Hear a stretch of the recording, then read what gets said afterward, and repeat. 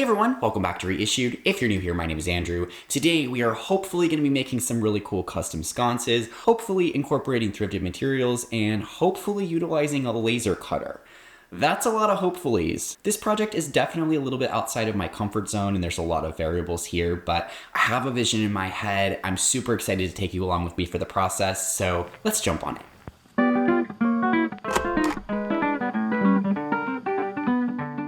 Okay, so sometimes I feel like my brain is one of those police boards with like a bunch of photos pinned up and like yarn between them connecting different ideas together. So let me talk you through how this project came to be. So it started when Creality reached out to me and wanted to send me a laser cutter. I usually kind of shy away from new technology because I find it to be a little bit overwhelming. However, this product looks so cool and the implications of what I could do with a laser cutter were just really exciting to me. I have so many ideas, so I thought we would give it a try. And now I have a massive laser cutter in my house. When thinking about ideas for laser cutting, I immediately thought of these two pieces that I thrifted and I want to draw inspiration from them for this project. So the first is this beauty right here.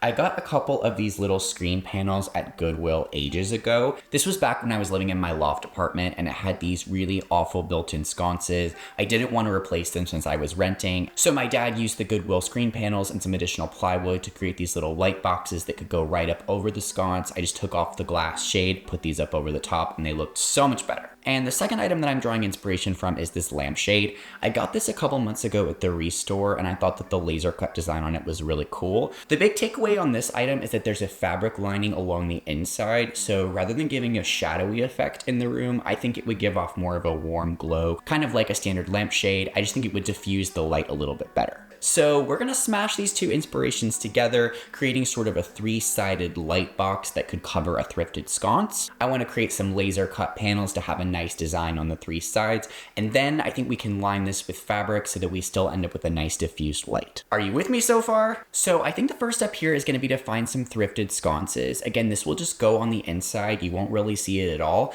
but I'd like to know how big that's gonna be to make sure that I create something that's the right dimensions to cover that up. So I'm gonna head to the REISSUED store and see what we can find.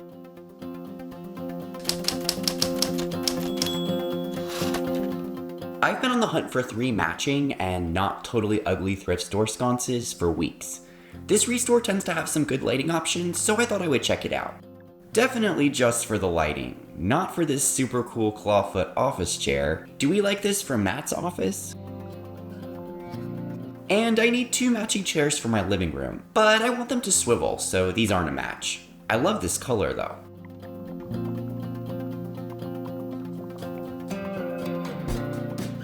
Okay, back on track.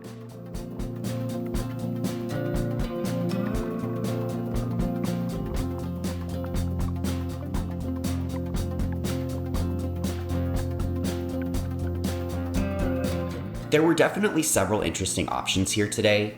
For what I need, I think that these new in-box sconces that are super basic would work, especially at $2 each. They aren't beautiful by any means, but we won't see them anyway since the light box will cover them. And these look interesting. I noticed that the REISSUED store tends to get a lot of floor models, so one of each color and size. I can spray these to unify the color, but one of them has a taller light strip, so we might have to rewire these. They're between $5 and $7 each, so let's pick them up too just in case.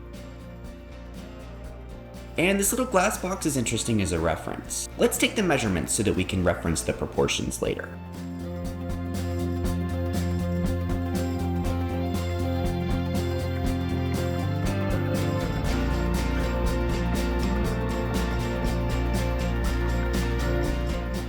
Okay, so the REISSUED store was a success. I think we have some lights to work off of for this project, but just to give you a little bit more context about where these are gonna go.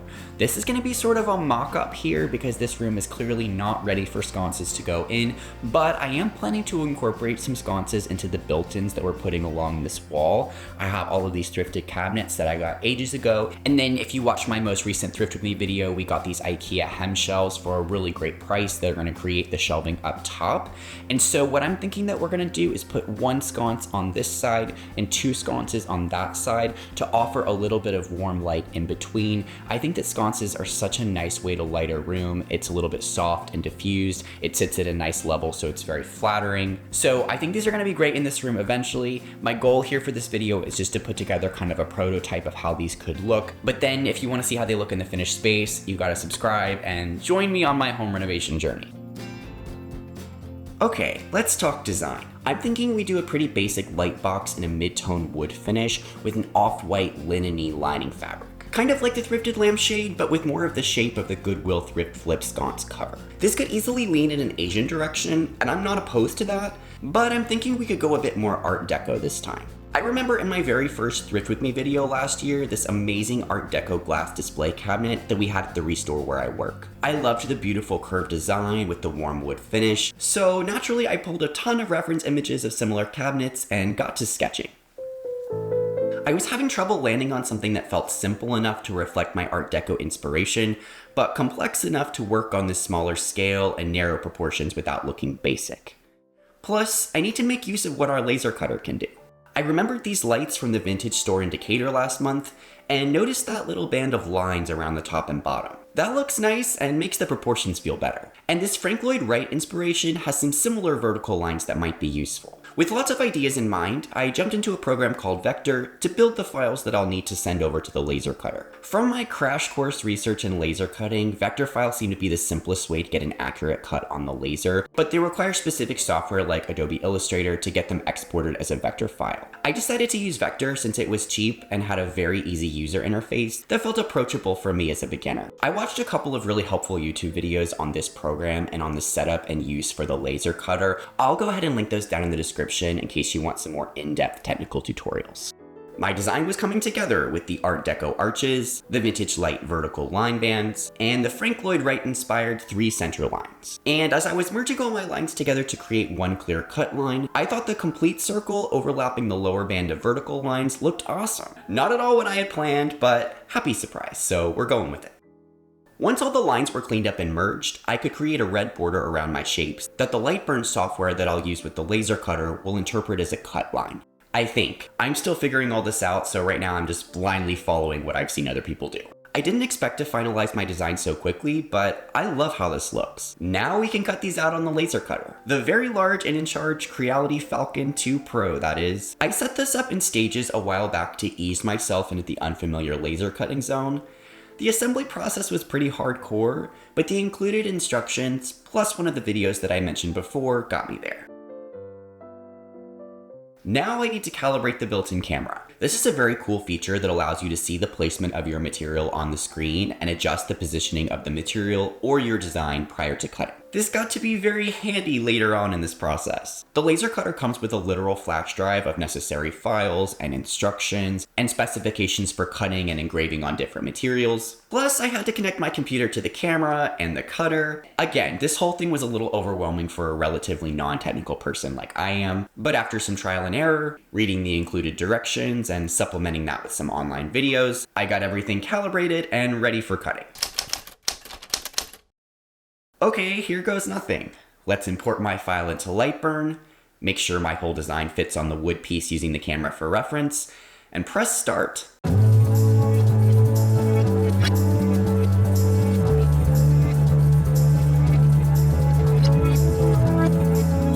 We want to monitor this the whole time in case there are any issues, and also because it's really cool.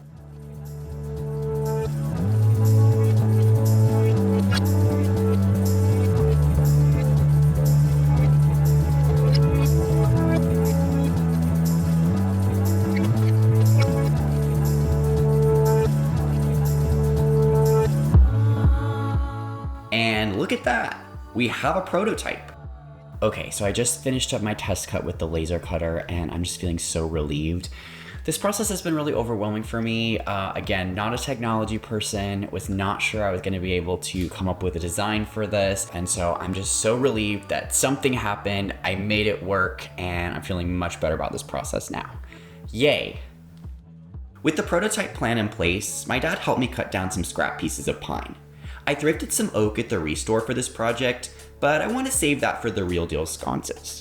First, we cut the pieces down to 3/4 of an inch on all sides. Then we ran the piece through the table saw a bunch of times with the blades set at different depths to achieve a kind of W shape in the corners. That will allow our laser cut panels to slot in on 2 sides in the corners. I had been hoping to assemble the whole frame and then slot the laser cut pieces in after, which is why we built it this way, but it would have been way easier and more effective to just make a groove in the middle of each piece and slot them that way. Kind of like we did for the tile trivets video. I'll definitely do that on the actual sconces, but since we did it this way, the pieces looked way too wide and disproportionate for my laser cut pieces, so we need to cut them down to 1/2 inch. Then we can cut all the pieces to length.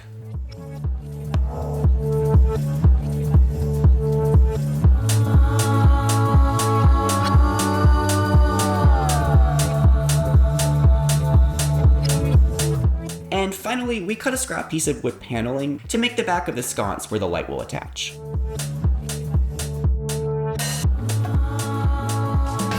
Back to the laser cutter. We need to cut 2 more pieces with the extra 1/8 inch around the edges so that we have 3 matching sides for our box. Easier said than done. I set everything up again and made sure to remove all the little scrap pieces from the last cut. It was super easy to get everything hooked up and running again. And I just copied 2 of the vectors with the wider edge that I needed in my Lightburn file. And press start. It was all smooth sailing for a minute until the laser cartridge bumped the wood and moved it and messed up the cut. Oops, I forgot to adjust the height of the laser cartridge to work with the way that I turned the support slats this time. There was some burning on the back last time where the slats weren't letting any air through, so I thought that I would try to turn the slats to the standing position to create more airflow, so we need to raise the laser cartridge using this little measuring thing.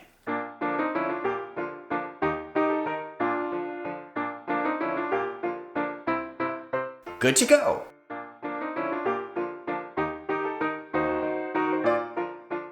But the laser cartridge movement still made the wood piece shift and messed up my cut again.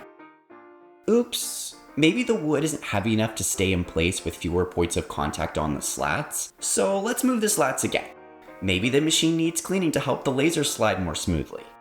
Oops, it looked like it caught on fire, so I stopped the cut, but it was just the laser burning through into a fallen scrap. After several attempts, I realized that the laser shifting problem happened when my cut pieces fell. Sometimes they would fall and end up standing up so that they would bump my laser cartridge as it tried to move past them. After identifying the issue, I put as many supports underneath as possible, edited my file so that it would only cut one side at a time, and monitored the cut even more closely. If something looked like it fell weird, I paused the cut, opened the top, and tried to move the fallen pieces without shifting anything. But I mostly just held my breath and prayed for 2 perfect cuts. After many attempts, one side at a time, using the built-in camera to make sure that my partial pieces were placed correctly, my prayers were answered and I got 2 perfect cuts. Oh my god, y'all. I have not felt this level of stress and anxiety in a really long time. This is akin to like playing a video game and like as the level goes on, you get more and more stressed because if you mess up, you have to start all over again. Oh my god, I'm gonna take some deep breaths here. I'm gonna go for a walk, and then yeah, we'll come back to this, but wow, I feel so stressed right now. With all my pieces cut, I switched gears and stained everything in the shade Early American. I had read that basswood like this doesn't stain particularly well, but I thought it looked pretty good. It did soak up the stain very quickly, so I applied 2 coats. I knew from experience that this scrap pine was going to stain very unevenly, but it is what it is.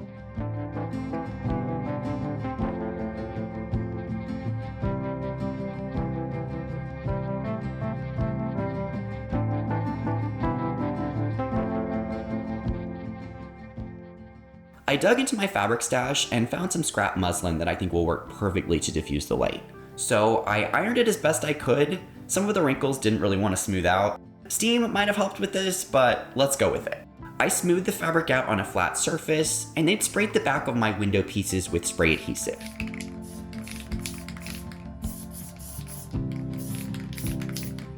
I left them for 30 seconds to a minute to get tacky, and then pressed them onto the fabric, placing them in the least wrinkled areas and trying to keep the fabric as stretched as possible. This whole process felt very familiar after my IKEA framing hacks video.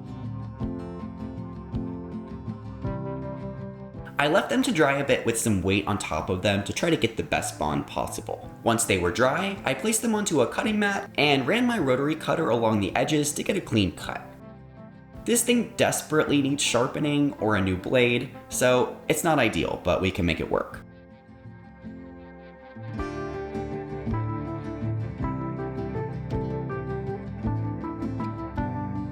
Now we can finally start to assemble our sconce. Since we cut down the pieces to only 1/2 inch to make the proportions work, we can't use a nail gun, so wood glue it is.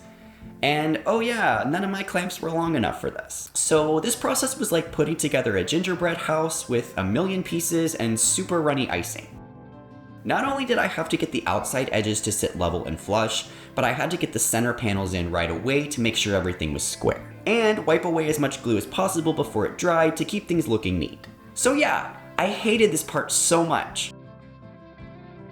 Once I got 2 panels somewhat together and allowed them to somewhat dry, I came back and added the front and back panels.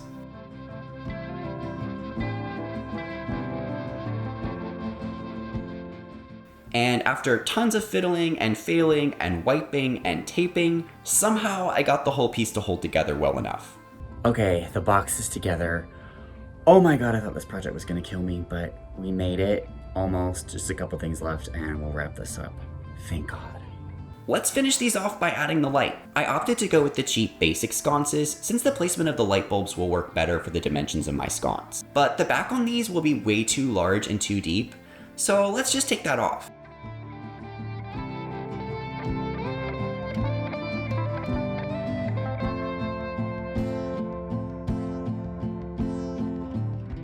I measured the placement where I needed it in the center, and then drilled a hole on the back that would allow our wire and bolt to fit through.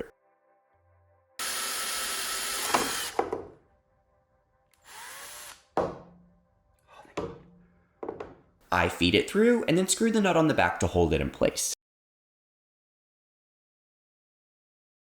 This will mount to the wall and be hardwired, but for now I'm going to wire it to this spare plug so that we can see it in action.